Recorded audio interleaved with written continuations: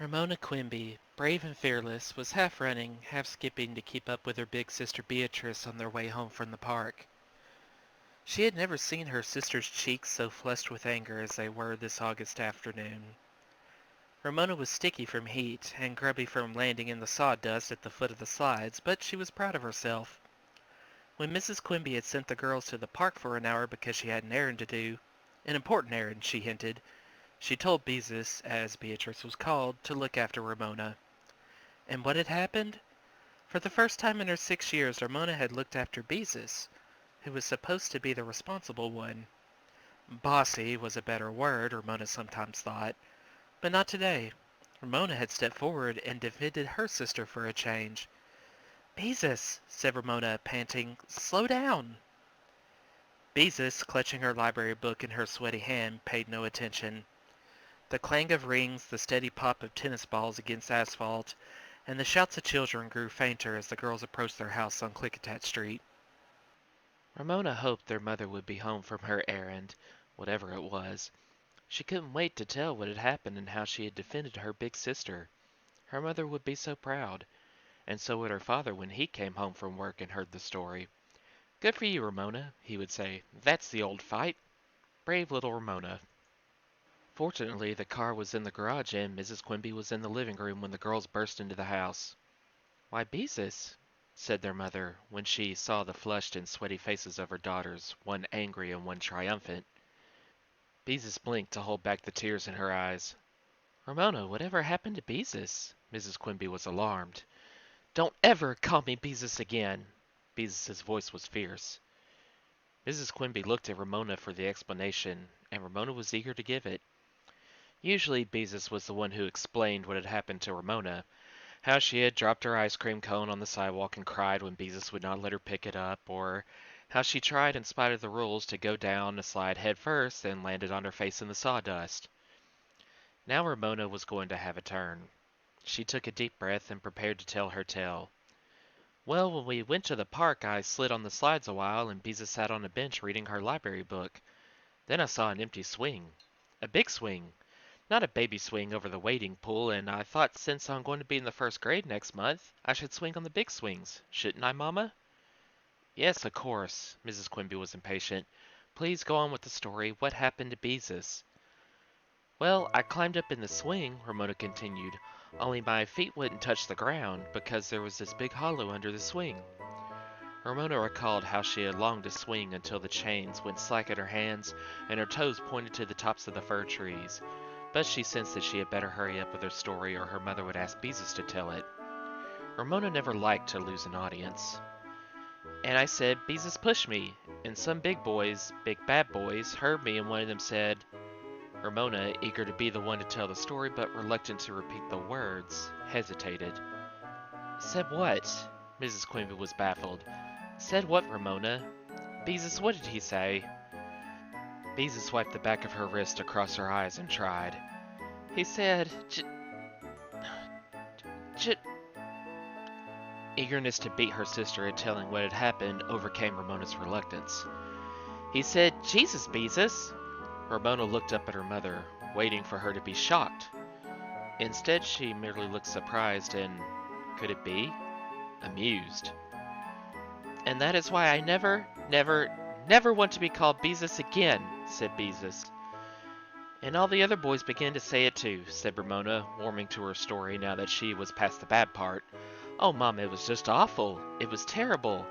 All those big, awful boys, they kept saying, 'Jesus, Beezus,' and 'Beezus, Jesus.' I jumped out of the swing and I told them—" Here Beezus interrupted. Anger once more replaced tears. "And then Ramona just had to get into the act. Do you know what she did? She jumped out of the swing and preached a sermon. Nobody wants a little sister tagging around preaching sermons to a bunch of boys. And they weren't that big either. They were just trying to act big." Ramona was stunned by this view of her behavior. How unfair of Beezus when she had been so brave. And the boys had seemed big to her. Mrs. Quimby spoke to Beezus as if Ramona were not present. "A sermon? You must be joking." Ramona tried again. "Mama, Beezus was not going to give her little sister a chance to speak. "No, I'm not joking. And then Ramona stuck her thumbs in her ears, waggled her fingers, and stuck out her tongue. I just about died, I was so embarrassed. Ramona was suddenly subdued. She had thought Beezus was angry at the boys, but it turned out she was angry with her little sister. Maybe angrier. Ramona was used to being considered a little pest, and she knew she sometimes was a pest. But this was something different. She felt as if she were standing aside looking at herself. She saw a stranger, a funny little 6-year-old girl with straight brown hair, wearing grubby shorts and an old t-shirt inherited from Beezus which had Camp Namanu printed across the front. A silly little girl embarrassing her sister so much that Beezus was ashamed of her. And she had been proud of herself because she thought she was being brave. Now it turned out she wasn't brave. She was silly and embarrassing. Ramona's confidence in herself was badly shaken. She tried again.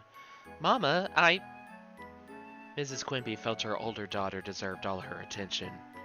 Were they boys you know? She asked. Sort of, said Beezus with a sniff. They go to her school, and now when school starts, all the boys in 6th grade will be saying it. 6th grade boys are awful. They will have forgotten by then.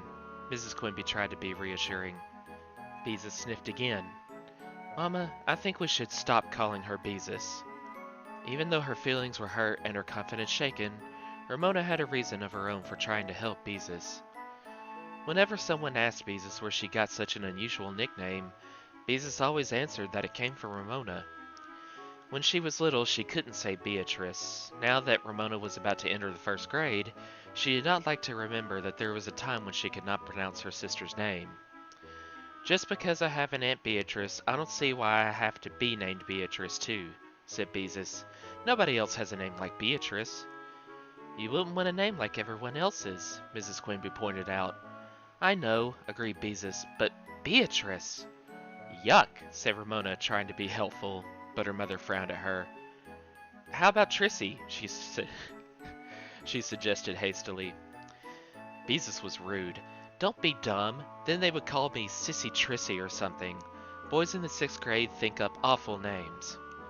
Nobody ever calls me anything but Ramona Kimona. Ramona could not help thinking that an awful nickname might be interesting to have. Why not just be Beatrice? Nobody can think up a bad nickname for Beatrice. Yeah, I guess you're right, agreed Beezus. I'll have to be plain old Beatrice with her plain old brown hair. I think Beatrice is fancy, said Ramona, who also had plain old brown hair but did not take it so hard. Agreeing with Beatrice gave Ramona a cozy feeling, as if something unusually pleasant had taken place. Beezus honored Ramona with a watery smile, forgiving her, at least for the moment, for preaching a sermon. Ramona felt secure and happy. Agreeing was so pleasant she wished she and her sister could agree more often. Unfortunately, there were many things to disagree about. Whose turn it was to feed Picky Picky, the old yellow cat, who should change the paper under Picky Picky's dish, whose washcloth had been left sopping in the bathtub because someone had not wrung it out, and whose dirty underwear had been left in whose half of the room. Ramona always said Beatrice, was bossy because she was older. Beatrice said Ramona always got her own way because she was the baby and because she always made a fuss. For the moment, all this was forgotten.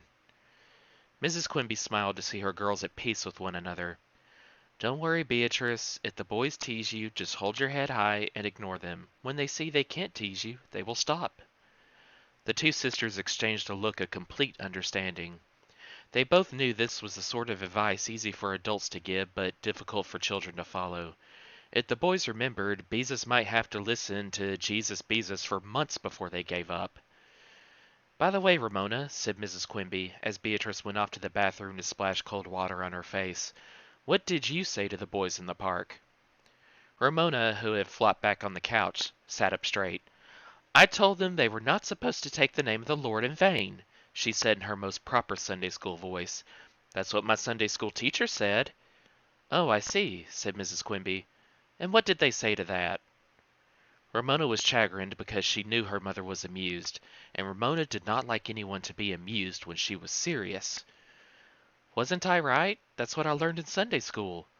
She was filled with uncertainty by her mother's amusement, as well as by her sister's anger over the incident. Of course you were right, dear, although I don't suppose a bunch of boys would pay much attention. Mrs. Quimby's lips were not smiling, but amusement lingered in her eyes. How did the boys answer? Ramona's confidence wilted completely. She was seeing that little girl in the park who was not the heroine she thought she was after all. They laughed, Ramona admitted in a small voice, feeling sorry for herself. Poor little Ramona, laughed at and picked on. Nobody understood how she felt. Nobody understood what it was like to be 6 years old and the littlest one in the family, unless you counted old Picky Picky, and even he was 10 years old. Mrs. Quimby gave Ramona a big hug. Run along and play, but please don't play Brick Factory this afternoon. Don't worry, Mother, I don't have any bricks left. Ramona felt that her mother should be able to see that running along and playing was impossible on a hot summer afternoon, when everyone Ramona's age had gone to the beach or the mountains, or to visit a grandmother. The 2 weeks the Quimbys had spent in a borrowed mountain cabin in July now seemed like a long time away. Who was she supposed to play with? Summer was boring, long and boring. No bricks left for the game of Brick Factory which she and her friend Howie had invented.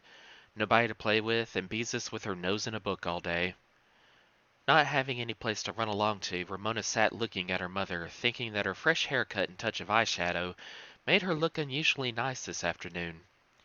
She wondered if her mother would tell her father about the incident in the park and if they would have a good laugh over it when they thought Ramona could not hear.